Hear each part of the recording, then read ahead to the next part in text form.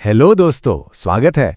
Competitive exams की तैयारी चल रही है या फिर बस अपनी रोज की इंग्लिश को और बेहतर बनाना है? अगर हाँ, तो ये चर्चा बिल्कुल आपके लिए है। लगता है ना कि ये छोटी छोटी ग्रामर की गलतियां कितने मार्क्स कटवा देती हैं या फिर हमारी इमेज पर असर डालती हैं।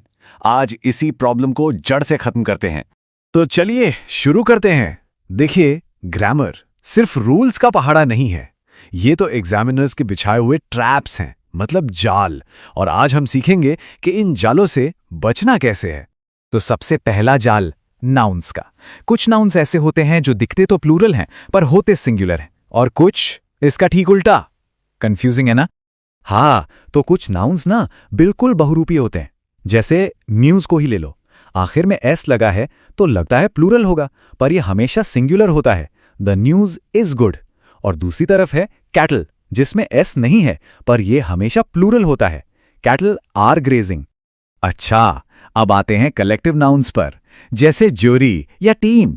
अब सवाल यह है कि इन्हें सिंगुलर माने या प्लूरल। बड़ा कंफ्यूजन है ना? चलो इसका राज खोलते हैं। देखो, इसका लॉजिक ना बहुत सिंपल है। अगर पूरा ग्रुप एक यूनिट की तरह एक साथ मिलकर कोई फैसला ले रहा है तो वो सिंगुलर है, जैसे the board has taken it's decision.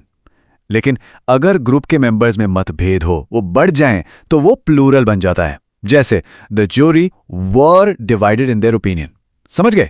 United तो सिंगुलर, डिवाइडेड तो प्लूरल। चलो, अब अगला पड़ाव है अपॉस्ट्रोफी का गेम। इसके नियम भी बड़े मजेदार हैं, और एक बार समझ लिए तो इस गेम में कभी हार नहीं होगी। देखो, जिन नाउन्स के आखिर में एस या श की आवाज आती है, एक हिसिंग साउंड, उनके लिए एक स्पेशल रूल है। और ये रूल सिर्फ इसलिए बनाया गया है ताकि बोलने में आसानी हो, जबान ना अटके। खुद बोलकर देखो, मिस्टर जेम्स कार। थोड़ा अजीब लगता है ना, जेम्स जैसा?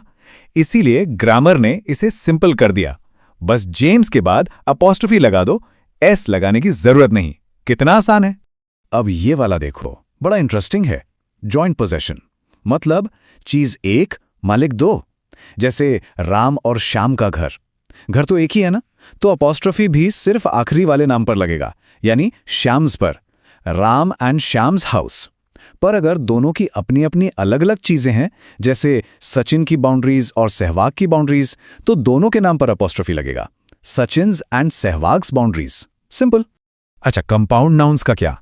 जैसे कमांडर इन चीफ, इसमें अपॉस्ट्रोफी कहाँ लगेगा? इसका एक सिंपल सा 3 स्टेप का फॉर्मूला है।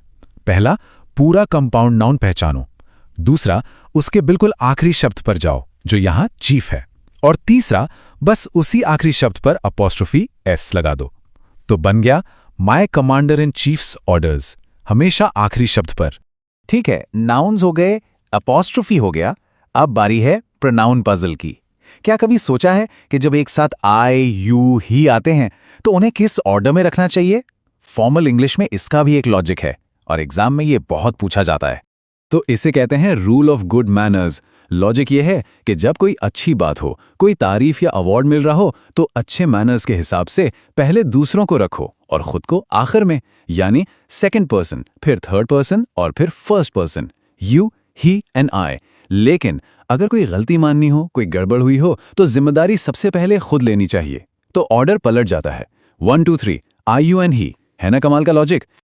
चलो भाई, अब आ गए हैं ग्रामर के फाइनल बॉस के पास, सब्जेक्ट वर्ब अग्रीमेंट। ये वो एरिया है जहां सबसे ज्यादा गलतियां होती हैं।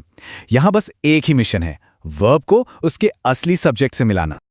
अब इस सेंटेंस को देखो, कई लोग काउंसलर्स को देखकर आर लगा देते हैं, पर यहां असली सब्जेक्ट, असली हीरो तो द मेयर है। विद हिज काउंसलर्स तो बस एक्स्ट्रा जानकारी है। तो जब भी with, along with, as well as जैसे शब्द आएं, तो वर्ब हमेशा पहले वाले सब्जेक्ट के हिसाब से लगेगा। द मेयर सिंगुलर है तो वर्ब भी सिंगुलर होगा, इज। और अब है प्रॉक्सिमिटी रूल, यानी नजदीकी का नियम।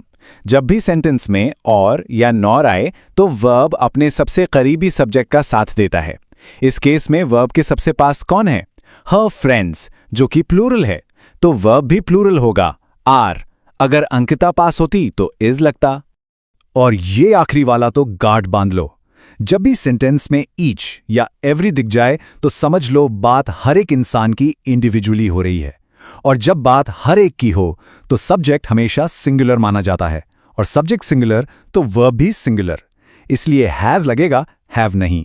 तो बॉटम लाइन क्या है? रट्टा नहीं मारना है। हर रूल के पीछे एक लॉजिक है। अगर वो लॉजिक पकड़ लिया तो फिर ग्रामर में गलती होने का सवाल ही पैदा नहीं होता।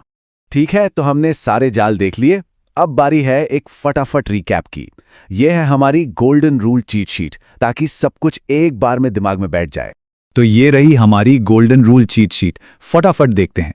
Deceptive nouns, news singular, cattle plural, collective nouns, united तो सिंगुलर वर्ब, डिवाइडेड तो plural verb, apostrophes, hissing sound के साथ सिर्फ अपॉस्ट्रोफी, जॉइंट ओनरशिप में आखिरी नाम पर एस, प्रोनाउन ऑर्डर अच्छे काम के लिए 2 3 1, गलती मानने के लिए 1 2 3, और subject verb agreement as well as में पहला सब्जेक्ट मेन है, और नॉर में सबसे नजदीकी सब्जेक्ट, और ईच या एवरी के साथ हमेशा सिंगुलर वर्ब।